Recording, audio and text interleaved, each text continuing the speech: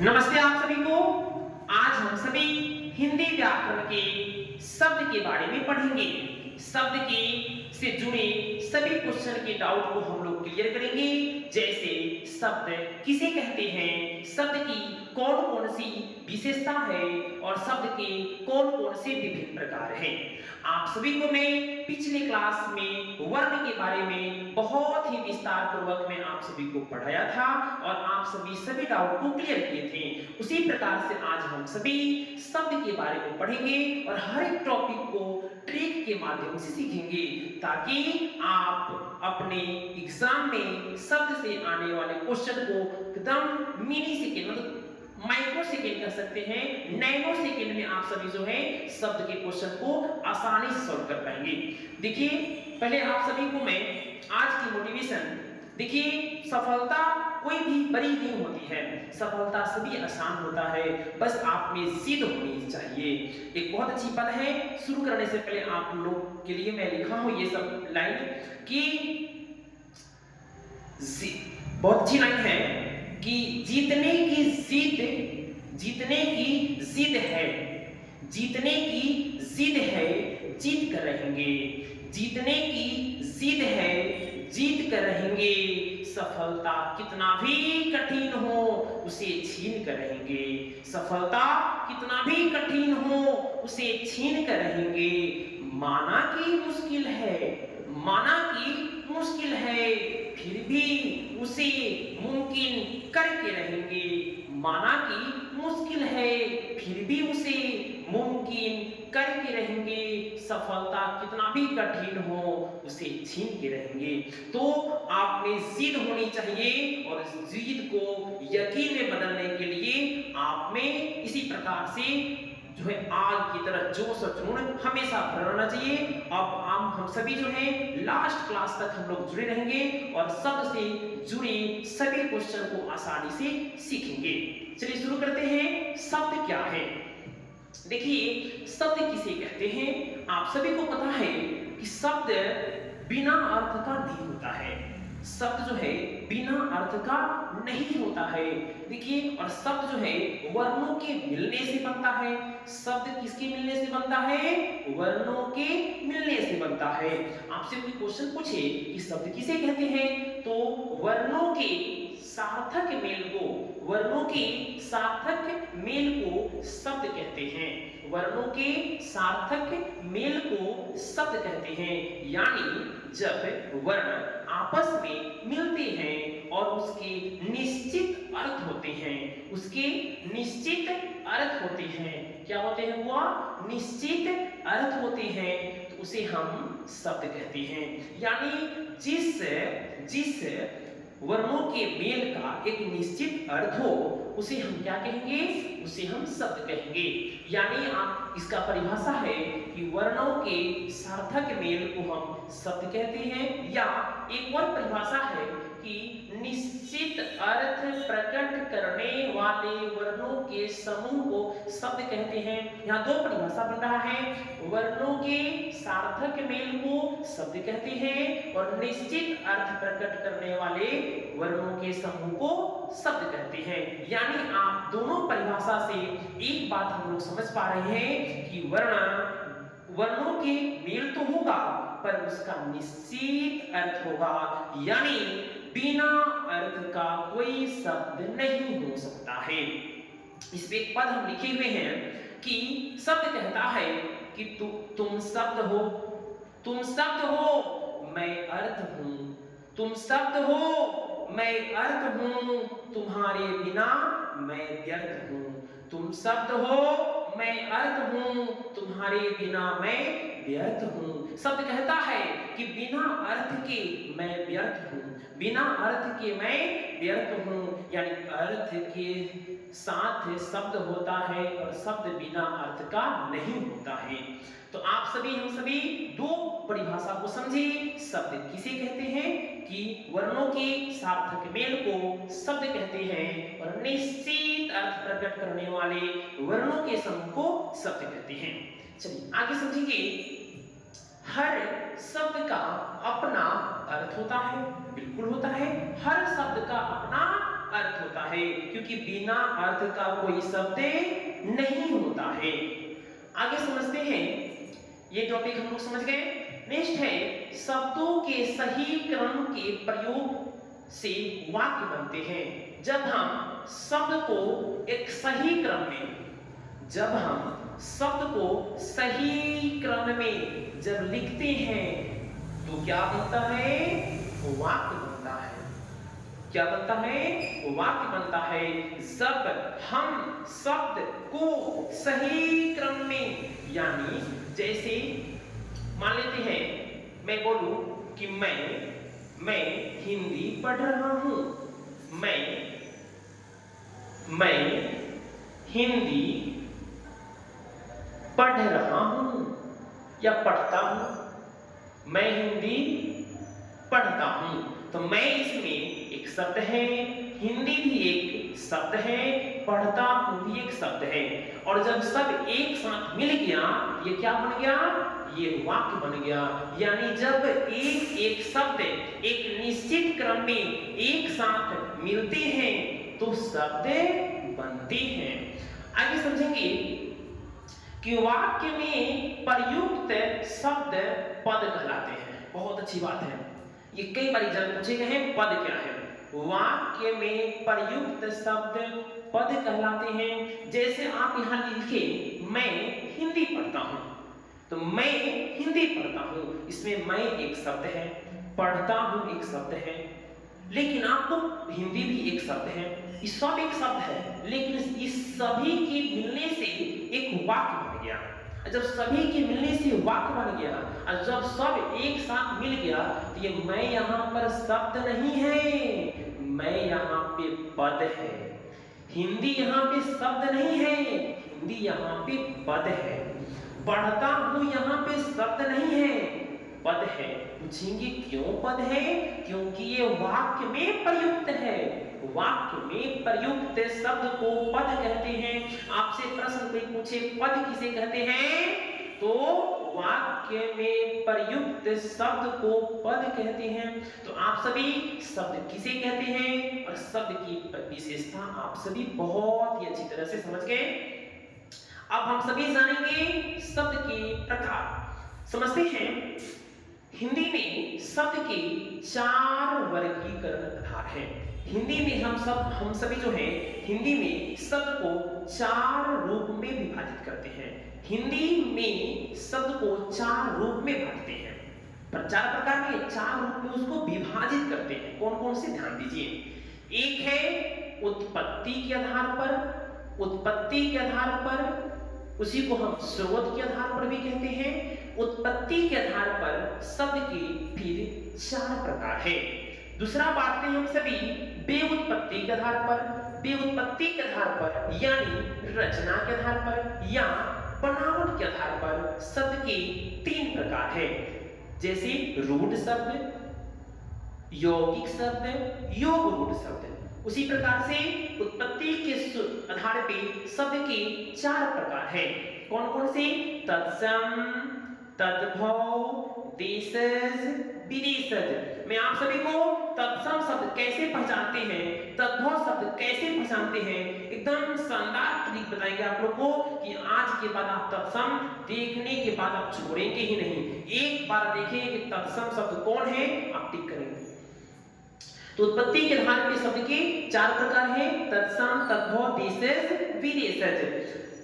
रचना के आधार पे शब्द के 3 प्रकार हैं, रूढ़ शब्द, यौगिक शब्द, योग रूढ़ शब्द। आगे है प्रयोग यानी रूप यानी व्याकरणिक आधार पर शब्द के फिर 2 प्रकार हैं। कौन कौन से? विकार शब्द, अविकार शब्द। उसके बाद है अर्थ के आधार पर फिर शब्द के 4 प्रकार हैं। ऐसे 2 भी प्रकार हैं, मैं आप लोगों को पढ़ाऊंगा, सार्थक शब्द, निरर्थक शब्द। तो ये सभी जो है हिंदी में शब्द को हम 4 रूप में विभाजित करते हैं, उत्पत्ति, रचना, प्रयोग, अर्थ। समझ गए आप सभी? अब एक एक करके हम सभी चारों को समझेंगे। पहला है कि उत्पत्ति के आधार पर ध्यान देंगे। यहां पे आप सभी देखिए, उत्पत्ति के आधार पर शब्द के 4 प्रकार हैं। आपसे ऑब्जेक्टिव में क्वेश्चन पूछेगा कि उत्पत्ति के आधार पर शब्द के कितने प्रकार होते हैं, तो उत्पत्ति के आधार पर शब्द के मुख्यतः 4 प्रकार होते हैं। उत्पत्ति के आधार पर शब्द के कितने प्रकार होते हैं, ऑप्शन 2 3 4 5, तो आप टिक करेंगे 4 में। उत्पत्ति के आधार पर शब्द के 4 प्रकार होते हैं। कौन कौन से, तत्सम, तद्भव, देशज, विदेशज। उत्पत्ति के आधार पर शब्द के कितने प्रकार होते हैं, 4 प्रकार होते हैं। कौन कौन से, तत्सम, तद्भव, देशज, विदेशज। ये उत्पत्ति के आधार पर शब्द के 4 प्रकार हैं। अब ये चारों के बारे में हम सभी जानेंगे। तत्सम क्या है, तद्भव क्या है, देशज क्या है, विदेशज क्या है। ध्यान देंगे, पहला आपका है तत्सम शब्द। तत्सम शब्द किसे कहते हैं? देखिए, तत्सम जो शब्द है वो 2 शब्द के मिलने से बना है, 2 पद के मिलने से बना है। एक है तत्, एक है सम। तत् जोड़ सम से तत्सम बनता है। एक है, ध्यान देंगे आप सभी, तत्सम शब्द 2 पदों के मिलने से बना है। एक है तत्, दूसरा है सम। तत् जोड़ सम से तत्सम बना है, जिसका शाब्दिक अर्थ होता है उसके समान, उसके समान, उसके जैसा। यानी किसके जैसा, संस्कृत के जैसा, संस्कृत के समान। ऐसे शब्द जो संस्कृत के समान हो, ऐसे शब्द जो संस्कृत का ही रूप हो, ऐसे शब्द जो संस्कृत के जैसा हो, ऐसे शब्द को हम तत्सम शब्द कहते हैं। आपसे कोई प्रश्न पूछे, तत्सम शब्द किसे कहते हैं? संस्कृत के समान शब्द को हम तत्सम कहते हैं। क्वेश्चन पूछेगा आपसे, निम्न में तत्सम शब्द कौन से होते हैं? ऑप्शन, हिंदी रूप, उर्दू रूप, संस्कृत रूप और अंग्रेजी रूप। आप किस में टिक करेंगे? संस्कृत रूप में, क्योंकि तत्सम किसके जैसा होता है? संस्कृत के जैसा होता है। आगे समझेंगे हम लोग कैसे पहचानेंगे कि ये तत्सम शब्द ही है। ये बहुत बड़ी टॉपिक है यहाँ पे, क्योंकि यहीं से क्वेश्चन आते हैं एग्जाम में। क्वेश्चन यहीं से आते हैं कि निम्न में कौन तत्सम शब्द है। तो आज आपकी डाउट हमेशा हमेशा क्लियर हो जाएगा ऑल एग्जाम के लिए। कैसे पहचानेंगे कि ये तत्सम शब्द है? ध्यान देंगे, यहाँ पे तत्सम शब्द होने का कुछ ट्रिक है, आप लोग समझेंगे। पहला है, जो शब्द अक्षर से हो, ऐसे शब्द जो अक्षर से है, जैसे क्षेत्र, क्षत्रिय। जो शब्द त्र से हो, जैसे त्रिकोण, रात्रि, त्रिभुज। जो शब्द ज्ञ से हो, ज्ञानी, ज्ञानेश्वर। जो शब्द श्र से हो, जैसे श्रमिक, श्रम। जो शब्द र से हो, ऊपर र से, ध्यान दीजिए, ऐसे शब्द जो ऊपर में र, जैसे कर्म, क म के ऊपर में र, कर्म। क म के ऊपर में र, कर्म। ये कर्म क्या हो गया? संस्कृत हो गया। इसके अलावा बहुत ऐसे शब्द है जिसके ऊपर में र छुपा होता है, वह प्रायः तत्सम शब्द होते हैं। प्रायः मतलब 90%, 99% कह सकते हैं। ऐसे शब्द जो जिसके नीचे में र छुपा हो, इसको हम री पढ़ते हैं। इसी री का ये रूप है। जैसे में कृषि, कृषक। देखिए, कृषि, कृषक है कि नहीं? तृप्त, निरीप, तो ये सभी क्या है? नीचे में र है। तो नीचे में र, ऊपर में र, वो क्या कहलाएगा? तत्सम शब्द कहलाएगा। ऐसे शब्द जो य से बना हुआ हो, जैसे युग, युग, युग हुए, आपसे मिले हुए। यानी युग में जो य है वो य हर्षकार युग, अगर युग संस्कृत शब्द है। लेकिन जब वो उसी का हिंदी रूप बन जाता है जुग, जुग हुआ उसका आना, तो जुग, युग। वह से जितने शब्द बनते हैं लगभग 90% वो संस्कृत होते हैं। जैसे में व से होगा विवाह। विवाह संस्कृत शब्द है, तो आप कहेंगे विवाह का हिंदी शब्द क्या होगा? ब्याह। विवाह का हिंदी रूप क्या होगा? ब्याह। नहीं तो उसका ब्याह हो गया, ब्याह, विवाह। तो विवाह का ब्याह है कि नहीं? उसके बाद है आपका टॉपिक द्य। इसको क्या पढ़ेंगे? द्य। द्य द्य से जैसे आद्य, अद्य। अद्य मतलब होता है आज। विद्यालय द्य है ना, उसमें संस्कृत शब्द है। अद्य, अद्य क्या है? संस्कृत शब्द है। उसी का हिंदी क्या बन गया? आज। अब समझेंगे आधा टवर्गीना और पूरा टवर्गीना, ये भी तत्सम शब्द ही होते हैं। जैसे में आपका आएगा छन्न, ये छ से भी है, न से भी है, न। तो ये दोनों से बने हम, जैसे यहां देख लीजिए पूर्णा, ये दोनों से जो शब्द दिखेंगे आप उसमें तत्सम टिक कर देंगे। अब है आधा तलाब स, आधा मूर्धन स, आधा दंती स, ये तीनों से जो शब्द आपको दिखेंगे उसमें आप तत्सम टिक कर देंगे। अपवाद में दो चार ऐसे अलग से होता है, उसे ध्यान नहीं देंगे आप। ज्यादातर 90% इस सभी से जो शब्द बने होंगे, इस सभी से जो शब्द बने होंगे 90% तत्सम कहलाएंगे। एग्जाम्पल पे ध्यान दीजिए। आपने जिस क्षेत्र, क्षेत्र जो है पक्षा से है, पक्का तत्सम होगा। इसी का ही तद्भव क्या बन गया? खेत। उसके क्षेत्र में, उसके खेत में। क्षीर, क्षीर मतलब खीर होता है। क्षीर क्या हो गया? तत्सम। खीर क्या हो गया? तद्भव। रात्रि, रात्रि, रात्रि में त्र है, तत्सम। रात्रि का तद्भव क्या हो गया? रात। ज्ञानी, ज्ञ से है, ज्ञानी तत्सम है। और यही ज्ञानी आधा ग से है तो तद्भव है। उर्ण, उर्ण में देखिए ऊपर में र भी है और इसमें अना भी है, न टवर्गीना, ये तत्सम है। इसी का उर्ण क्या बन गया? तद्भव हो गया। अग्रपद, अग्रपद में नीचे में र है ना, नीचे में र है अग्रपद। अग्रपद जो है ये तत्सम शब्द है। इसी का तद्भव अगवा। अगवा क्या है? तद्भव, जिसको बोलते हैं मीडिएटर, जो दो व्यक्ति के बीच में अपनी बातों को साझा करते हैं। एक है कृषक, कृषक क के नीचे र, कृषक, तो ये कृषक क्या हो गया? संस्कृत शब्द हो गया, यानी तत्सम शब्द हो गया, क्योंकि इसके नीचे र है, मूर्धन्य स भी है। ये कृषक तत्सम शब्द है और ये कृषक का तद्भव किसान होगा।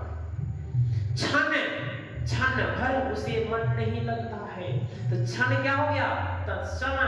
और छन ये हो गया तद्भव। युग, युग, युग अभी आपको पता है यहाँ पे युग क्या हो गया? तत्सम। और जुग क्या हो गया?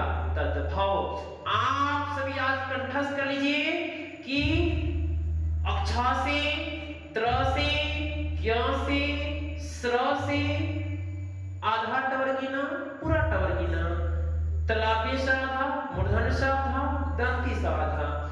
उसके बाद द्य, य, व, री, ये भी री है, र पढ़ते हैं, र। ये सभी से जितने शब्द बनेंगे वो सभी तत्सम कहलाएंगे। ये सभी से जितने शब्द बनेंगे वे सभी तत्सम कहलाएंगे। कंप्लीट। चलिए अब है शब्द के दूसरा प्रकार तद्भव। तद्भव मतलब ये हिंदी में, यानी तद जोड़ भव, उससे होना। किससे होना? ऐसे शब्द जो संस्कृत से रूपांतरित होकर, विकृत होकर, परिवर्तित होकर, बदल कर हिंदी में आए हो। यानी वो पहले संस्कृत था लेकिन उच्चारित होते होते होते होते, परिवर्तित होते होते होते, रूपांतरित होते होते क्या बन गया? वो हिंदी बन गया। तो ऐसे शब्द को हम तद्भव शब्द कहते हैं। यानी आपसे कोई प्रश्न पूछे तद्भव शब्द किसे कहते हैं, यानी ऐसे शब्द जो संस्कृत से परिवर्तित होकर के, संस्कृत से परिवर्तित होकर के क्या हो, हिंदी में आ गए हो, हिंदी बन गए हो, उसी हम तद्भव शब्द कहते हैं। जैसे श्रृंगार, बड़े श्रृंगार करते हो, श्रृंगार क्या है, तद्भव शब्द है। आप कहेंगे कि सर श्रृंगार जो हम लोग लिखते हैं ऐसे, श्रृंगार देखिए, ये श्रृंगार क्या हो गया, ये श्रृंगार तत्सम शब्द हो गया, यानी संस्कृत शब्द हो गया, और ये श्रृंगार तद्भव शब्द हो गया। बच्चा, बच्चा क्या है, बच्चा, बच्चा तद्भव शब्द है, और वही बच्चा का तत्सम रूप क्या होगा, वत्स, वत्स या बालक, वालक। नहीं, वत्स, बताओ तुम्हें क्या चाहिए, तो मुझे ये शब्द पूरा कंप्लीट चाहिए। तो बच्चा क्या है, बच्चा तद्भव है, और बच्चा का तत्सम रूप वत्स होगा, क्या होगा, वत्स, तथा वस्तु वत्स, जो तुम्हें चाहिए मैं उसे प्रदान करता हूं। तो वत्स क्या है, वत्स तत्सम शब्द है, बच्चा जो है तद्भव शब्द है। बहू, बहू घर आई, घर को संभाली, बहू क्या है, बहू तद्भव शब्द है, और वही बहू का वधू, वधू, वधू, वधू क्या है, तत्सम शब्द है। व से वधू तत्सम, ब से बहू, ब से बहू क्या होगा, ब से बहू तत्सम, तद्भव शब्द, ब से बहू तद्भव, व से वधू क्या होगा, तत्सम शब्द। तो व से वधू तत्सम, ब से बहू तद्भव। आप सभी समझ गए कि जो संस्कृत के जैसा है, संस्कृत के समान है, वो तत्सम है, और जो हिंदी के जैसा है, हिंदी के समान है, उसे हम तद्भव शब्द कहते हैं। ये आप समझे, हिंदी वाला तद्भव, संस्कृत वाला तत्सम। बोलने से लग रहा है कि संस्कृत वाला हो गई, तत्सम। आगे समझते हैं हम सभी, एक तद्भव का सबसे बड़ी नोट में एक नियम है कि चंद्रबिंदु वाला शब्द हमेशा तद्भव होगा। ध्यान दीजिएगा, जितने भी चंद्रबिंदु वाला शब्द होंगे, चंद्रबिंदु वाला जितने शब्द होंगे, सभी चंद्रबिंदु वाला शब्द क्या बनाएंगे, चंद्रबिंदु वाला शब्द जो है तद्भव बनाएंगे। जो भी चंद्रबिंदु, जैसे में आंख, आंख पे चंद्रबिंदु है, चांद पे चंद्रबिंदु है, सब क्या ऐसे शब्द होंगे, तद्भव शब्द होंगे। जितने भी चंद्रबिंदु वाले शब्द होंगे, आप आज से कंफर्म हो जाइए कि सभी चंद्रबिंदु वाले शब्द तद्भव शब्द होंगे, सभी चंद्रबिंदु वाले शब्द तद्भव। यदि अनुस्वार वाला आएगा, लगभग अनुस्वार वाला, तो वो तत्सम भी हो सकता है, तद्भव भी हो सकता है, लेकिन चंद्रबिंदु वाला हमेशा तद्भव होगा। कंप्लीट। तीसरा प्रकार है शब्द के देशज। कौन से प्रकार है, देशज शब्द। आपसे कोई प्रश्न पूछे देशज शब्द किसे कहते हैं, तो ऐसे शब्द जो अपने देश में बोली जाती है, ऐसे शब्द, ऐसी भाषा जो अपने देश में जन्मी हुई हो, उसे हम देशज शब्द कहते हैं। जैसे लोटा, बाबू, मैया, ये सब क्या है, ये सभी देशज शब्द है ना। डिबिया, धोती, ये सभी कैसे शब्द है, देशज शब्द है। नाम में ही परिभाषा छुपा हुआ है। देशज शब्द किसे कहते हैं, यानी ऐसे शब्द जो अपने देश में बोली जाती है, ऐसे शब्द जो अपने देश में जन्मी हुई हो, उसे हम देशज शब्द कहते हैं। जैसे लोटा, बाबू, मैया, ये सब क्या है, देशज शब्द है।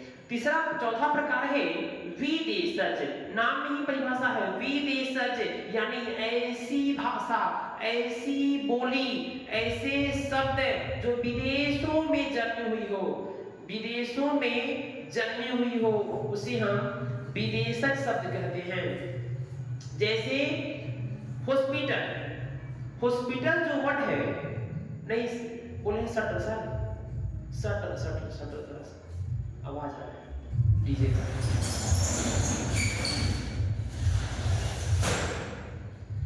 शादी ब्याह में गाना ठीक बजते हैं जो काफी डिस्टर्ब करता है।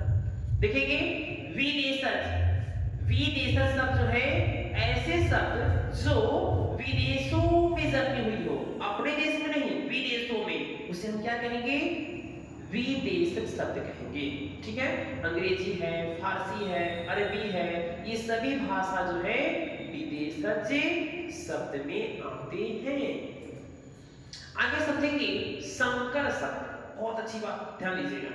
संकर शब्द ऐसे शब्द जो दो भाषा के मिलने से बने हो उसे हम संकर शब्द कहेंगे।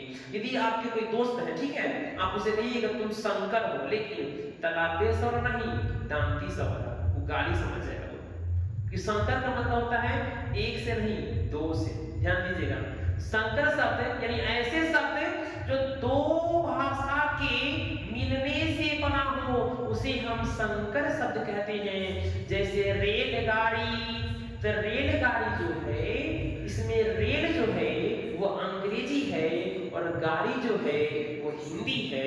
वे दो भाषा के मिलने से बना है, इसलिए ये संकर शब्द है। टिकट घर, ये टिकट जो है वो अंग्रेजी है और घर जो है वो हिंदी है, इसलिए ये संकर शब्द है। आगे है, आप सभी चारों टॉपिक को समझ गए कि उत्पत्ति के आधार पे शब्द के चार प्रकार हैं: तत्सम, तद्भव, देशज, विदेशज। तत्सम संस्कृत के समान होता है, संस्कृत के जैसा होता है। तद्भव संस्कृत से बदलकर हिंदी के जैसा होता है। देशज देश में बोली जाती है, जैसे बाबू, मैया, लोटा, ये सभी जो है क्या है? देशज शब्द है। विदेशज शब्द है ऐसे शब्द जो विदेशों में जन्मे हुए हो, ऐसे शब्द जो विदेशों में बोली जाती हो उसे हम विदेशज शब्द कहते हैं। अब है संकर शब्द। संकर शब्द ऐसे शब्द जो दो भाषा के मिलने से बना हो तो उसे हम संकर शब्द कहते हैं। जैसे रेलगाड़ी, टिकट घर। आगे है रचना के आधार पर। रचना के आधार पर शब्द के प्रकार। एक और इसे भी कई बार क्वेश्चन आता है और आता ही है, ध्यान दीजिएगा। रचना के आधार पे शब्द के तीन प्रकार हैं। रचना के आधार पर शब्द के कितने प्रकार हैं? तीन प्रकार हैं। हम सभी अभी उत्पत्ति के आधार पे शब्द के चार प्रकार पढ़े हैं। अब है रचना के आधार पे शब्द के तीन प्रकार। आप सब्जेक्टिव में क्वेश्चन पूछेगा कि रचना के आधार पर शब्द के कितने प्रकार होते हैं, तो रचना के आधार पर शब्द के तीन प्रकार होते हैं। एक है रूढ़ शब्द, दूसरा है यौगिक शब्द, तीसरा है योग रूढ़ शब्द। रूढ़ शब्द किसे कहते हैं? ऐसे शब्द जो खंडित नहीं हो सकते, ऐसे शब्द जिसे हम तोड़ नहीं सकते हैं, अब तोड़ेंगे भी उसका कोई अर्थ नहीं निकलेगा, उसे हम रूढ़ शब्द कहते हैं। उसे हमें रूढ़ शब्द कहते हैं। फिर ध्यान दीजिए, रूढ़ शब्द किसे कहते हैं? ऐसे शब्द जो खंडित नहीं हो सकते हैं, ऐसे शब्द जिसे तोड़ नहीं सकते हैं, उसे हम रूढ़ शब्द कहते हैं। उसे हम रूढ़ शब्द कहते हैं। जैसे घर, मुंह, घोड़ा। अब घर को तो ये घ जोर र, घ जोर र। घ का कोई अर्थ नहीं है, र का कोई अर्थ नहीं है, इसलिए घर रूढ़ शब्द है। मुंह को तोड़ेंगे, मतलब मुंह शब्द को, किसी दूसरे का मुंह नहीं। मुंह को जब तोड़िएगा तब मुंह मुंह जोर ह, तो मुंह का कोई अर्थ नहीं है तोड़ने पर। घोड़ा, ऐसे भी किसी इंसान का भी मुंह तोड़ेंगे तो आपको कोई अर्थ नहीं मिलने वाला है, इसलिए शब्द तोड़िए, मुंह चाहे किसी का मुंह तोड़िए, दोनों का कोई फायदा नहीं मिलेगा, आप ही को हानि होगा बाद में। दूसरा है घोड़ा, घोड़ा में घो जोर रा, तोड़ने पर कोई अर्थ नहीं निकला। तो ऐसे शब्द जिससे खंडित नहीं कर सकते हैं, अखंडित करेंगे तो उसका कोई अर्थ नहीं निकलेगा, उसे हम रूट शब्द कहते हैं। कंप्लीट। रूट, रूट आप लोग में पढ़े होंगे रूट, जब किसी को आप एक बार रूट ले लीजिएगा रूट में, जब उसको निकाल दीजिएगा तो फिर खंडित नहीं होगा। रूट 3 खंडित नहीं होता है, रूट 2 खंडित नहीं होता है, रूट 5 का नहीं होता है, उसी तरह से रूट शब्द इसे खंडित नहीं कर सकते हैं। Complete. Root 2, root 5, root 7, root 3, root 11 को आप खंडित करेंगे? नहीं करेंगे। रूट में है तो रूटे में रहेगा, उसे खंडित नहीं करेंगे। उसी प्रकार से रूट शब्द है, इसे खंडित नहीं कर सकते हैं, इसे खंडित करेंगे भी तो कोई अर्थ नहीं निकलेगा। चलिए आगे दूसरा प्रकार है यौगिक शब्द। क्या है? यौगिक शब्द। आप लोग साइंस से पढ़े होंगे, यौगिक यानी दो या दो से अधिक पदार्थों से मिलने वाले पदार्थ, यानी ऐसे शब्द जो दो या दो से अधिक शब्दों के मिलने से बने हों, ऐसे शब्द जो दो या दो से अधिक शब्दों के मिलने से बने हों, उसे हम यौगिक शब्द कहते हैं। यानी दो या दो से अधिक शब्द जब आपस में मिलते हैं तो यौगिक शब्द कहलाते हैं। जैसे विद्यालय में दो शब्द हैं, विद्या जोड़ आलय। विद्या एक अलग शब्द है, आलय एक अलग शब्द है। विद्या, विद्या, आलय मतलब घर, यानी विद्या का घर। दो शब्द जब आपस में मिला तो बना यौगिक शब्द। हिमालय, हिम जोड़ आलय, हिम जोड़ आलय। हिम यानी बर्फ, आलय मतलब घर, बर्फों का घर को हिमालय कहते हैं। तो यौगिक शब्द यानी दो या दो से अधिक शब्दों के मिलने से जो बने उसको यौगिक शब्द कहते हैं। जैसे विद्यालय, हिमालय, इसका कोई विशेष अर्थ नहीं निकलता है। अब है योग रूढ़ शब्द, ये आप ध्यान दीजिए, ये आपका और ये भी आपका योग रूढ़ शब्द क्या? ध्यान दीजिए, ऐसे शब्द जो विशेष अर्थ प्रकट करते हो, यानी जिसका एक्स्ट्रा अर्थ हो, जिसका एक्स्ट्रा अर्थ है, उसका एक वो नहीं, विशेष अर्थ, स्पेशल उसका अर्थ निकलता हो, उसे हम योग रूढ़ शब्द कहते हैं। ऐसे शब्द जो विशेष स्पेशल अर्थ प्रकट करे उसे हम योग रूढ़ शब्द कहते हैं। जैसे में लंबोदर, लंबा है उदर जिनके, अर्थात गणेश जी। बीना पानी, वीणा है पानी में जिनके, अर्थात मां सरस्वती। नीलकंठ, नीला है कंठ जिनके, अर्थात शंकर भगवान। ये सबका विशेष अर्थ निकल रहा है, उसे हम योग रूढ़ शब्द कहते हैं।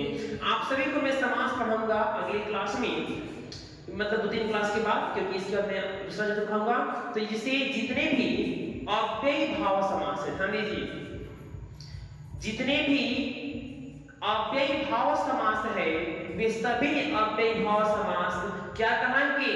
योग रूढ़ शब्द कहलाएंगे। जितने भी अव्ययी भाव समास है सभी योग रूढ़ शब्द कहलाएंगे। यौगिक शब्द जो दो या दो से अधिक शब्दों के मिलने से बनेगा उसे हम यौगिक शब्द कहेंगे। जो जिसे हम खंडित नहीं कर सकते उसको हम रूढ़ शब्द कहेंगे। तो आप सभी आज के क्लास में पढ़ें शब्द किसे कहते हैं? तो शब्द जो है निश्चित अर्थ प्रकट करने वाले वर्णों के समूह को शब्द कहते हैं। वर्णों के सार्थक मेल को शब्द कहते हैं। आप सभी पढ़ें, उसकी बात समझें कि हर शब्द का अपना अर्थ होता है। उसके बाद आप सभी पढ़ें कि शब्दों को जब सही क्रम में लिखते हैं तो वाक्य बनता है। उसके बाद आप समझें कि वाक्य में प्रयुक्त शब्द पद कहलाता है, यानी वो वाक्य में है तो पद है, वाक्य से बाहर है तो शब्द है। आप सभी समझें कि हिंदी में शब्द को हम लोग चार रूप में विभाजित करते हैं। एक है व्युत्पत्ति के आधार पे, दूसरा है उत्पत्ति के आधार पे, व्युत्पत्ति के आधार पे, प्रयोग के आधार पे और उसके बाद अर्थ के आधार पे। देखिए अर्थ के आधार पे शब्द को हम दो रूप में बांटते हैं, एक है सार्थक शब्द, दूसरा है निरर्थक शब्द। सार्थक शब्द क्या है? यानी ऐसे शब्द जिसका निश्चित अर्थ हो, जैसे हम बोलते हैं भात, तो भात पानी, ये सार्थक हुआ। लेकिन इसी का अपनी निरर्थक क्या होगा? भात उत क्या है? निरर्थक शब्द है। पानी सार्थक है, पानी ऊनी क्या है? निरर्थक नहीं। हम जब शब्द के साथ जो हम बोलते हैं ना, जोड़ कर, जैसे कोई खा रहा है खाना, बोलेंगे पानी ऊनी लोगे, तब पानी ऊनी लोगे, तब पानी तो ठीक है, ऊनी क्या है? ऊनी निरर्थक शब्द है जिसका कोई अर्थ नहीं होता है, जो सार्थक के साथ ही उपयोग होता है, उसी को हम निरर्थक कहते हैं। जैसे कोई रोटी खा रहा है, रोटी ऊटी खाओगे, रोटी ऊटी लोगे, रोटी सार्थक है, ओटी निरर्थक है। आप बोलेंगे खाना पीना नहीं खाते हो, खाना नहीं खाते हो, खाना ऊना खाओगे, खाना सार्थक है, ऊना निरर्थक है। तो अर्थ के आधार पे भी शब्द के दो प्रकार हैं, सार्थक शब्द, निरर्थक शब्द। आपसे क्वेश्चन पूछेगा अर्थ के आधार पे शब्द के कितने प्रकार? दो, सार्थक और निरर्थक। फिर यहाँ पे चार अलग भी है, तो आप लोग ध्यान रखेंगे। सार्थक यानी जिसका अर्थ होता हो, जैसे पानी, भात, रोटी, चावल, कपड़ा, सब क्या है? सार्थक शब्द है। इसका निरर्थक क्या होगा? जैसे पानी ऊनी पियोगे, पानी ऊनी निरर्थक है। भात ऊत खाओगे, भात सार्थक है, ऊत निरर्थक है। कोई कपड़ा उपरा पहनोगे, कपड़ा सार्थक है, उपरा निरर्थक है। नहीं, हम सार्थक के साथ में जो शब्द जोड़ के उपयोग करते हैं जिसका कोई अर्थ नहीं हो, उसी को निरर्थक शब्द कहते हैं। आगे समझे हम सभी उत्पत्ति के आधार पे शब्द के चार प्रकार, तत्सम, तद्भव, देशज, विदेशज। जैसे आप सभी को पढ़ाए हैं तत्सम की ट्रिक, तत्सम की सभी ट्रिक है। जो शब्द छ से, त्र से, य से, स्र से, र से, री से, य से, व से, व्य से, तलाप स, मूर्धन्य स, दंती स, सभी आधा है। उसके बाद अन, न, ये सभी से जो शब्द मिलेंगे, बने होंगे, ये सभी शब्द तत्सम ही कहलाएंगे 99%। ये सभी आपके एग्जाम्पल के रूप में पढ़ाए थे। तद्भव हिंदी की जैसा होते हैं, जो संस्कृत से बदल करके हिंदी में आए होते हैं, उसी को तत्व शब्द कहते हैं।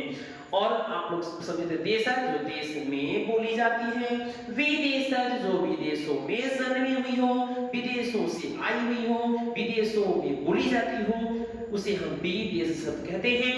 जैसे अंग्रेजी है, अरबी है, फारसी है, पुर्तगाली है, ये सभी कैसे शब्द हैं? विदेशज शब्द है। संकर शब्द जो दो भाषा के मिलने से बना हो, उसे संकर शब्द कहते हैं। जैसे रेलगाड़ी, रेल में अंग्रेजी है, गाड़ी हिंदी है, बन गया रेलगाड़ी। टिकट, घर में टिकट अंग्रेजी है, घर हिंदी है, टिकट घर, ये सभी संकर शब्द हैं। रूट शब्द रचना के आधार पे शब्द के कितने प्रकार? 3। जैसे हम पढ़ाए आप सभी को उत्पत्ति के आधार पे शब्द के 4 प्रकार, अर्थ के आधार पे शब्द के 2 प्रकार, सार्थक निरर्थक, उसी प्रकार से रचना के आधार पे शब्द के 3 प्रकार। रूट शब्द, यौगिक शब्द, योग रूट शब्द।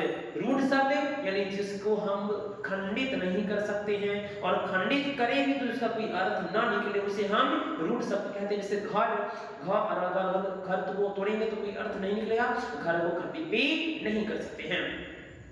यौगिक शब्द जो दो शब्दों के मिलने से बने, उसको यौगिक शब्द कहते हैं। जैसे विद्यालय, विद्या जो आलय। योग रूट शब्द ऐसे शब्द जो विशेष अर्थ प्रकट करते हैं, उसको हम योग रूट शब्द कहते हैं। जैसे लंबोदर, बिना पानी, नीलकंठ। ये आज के शब्द का पूरा क्लास कंप्लीट हुआ, और आप सभी जो है शब्द से आए हुए सभी क्वेश्चन को आप लोग बनाएंगे, प्रैक्टिस करेंगे। अगला क्लास आपका अगली नेक्स्ट व्याकरण के चैप्टर में आप लोगों को पढ़ाऊंगा। आप सभी जो है बहुत ही एनर्जी के साथ, एकाग्रता के साथ अपनी एग्जाम की तैयारी कीजिए। फिर मैं अगली क्लास में आप लोगों को मिलूंगा। उम्मीद है कि आप सभी बहुत अच्छी तरह से अपनी तैयारी कर रहे होंगे, और आप बेस्ट रिजल्ट लाएंगे और अपने माता पिता का सपना साकार करेंगे। आप सभी हमें एनर्जी भरें, और एनर्जी के लिए आप सभी इस चैनल को सब्सक्राइब कीजिए, शेयर कीजिए। आपके जितने भी साथी हैं, दोस्त हैं, मित्र हैं, दुश्मन हैं, पड़ोसी हैं, सबको शेयर कर दीजिए, ताकि वो लोग भी इस शब्द को समझेंगे और शब्द को समझ करके अपने जीवन में अच्छे शब्द का प्रयोग करेंगे। जब तक शब्द सीखेंगे नहीं तब तक शब्द का सही महत्व समझेंगे नहीं। शब्द ही है जो रिश्ते को बनाते हैं, रिश्ते को बिगाड़ते हैं। शब्द ही है जो व्यक्ति के विश्वास को बढ़ाता है, शब्द ही है जो व्यक्ति के विश्वास को घटाता ही है। शब्द ही है जो व्यक्ति को आपस में प्रेम बढ़ाता है, तो शब्द ही है जो व्यक्ति को आपस में डरवाता है। शब्द ही है जो हंसते हुए व्यक्ति को रुला देता है, और शब्द ही है जो रोते हुए व्यक्ति को हंसा देता है। शब्द एक एनर्जी का स्वरूप है। जिस प्रकार से हम साइंस में पढ़ते हैं कि प्रकाश ऊर्जा का रूप है, उसी प्रकार से हिंदी में शब्द एक जीवन का आधार है, शब्द ऊर्जा का आधार है, शब्द विश्वास का आधार है, शब्द सभी रिश्तों का आधार है। इसलिए शब्द को महत्व को समझिए और सबके महत्व को सभी समझे। इसके लिए शब्द की क्लास को सबको शेयर कीजिए। ओके।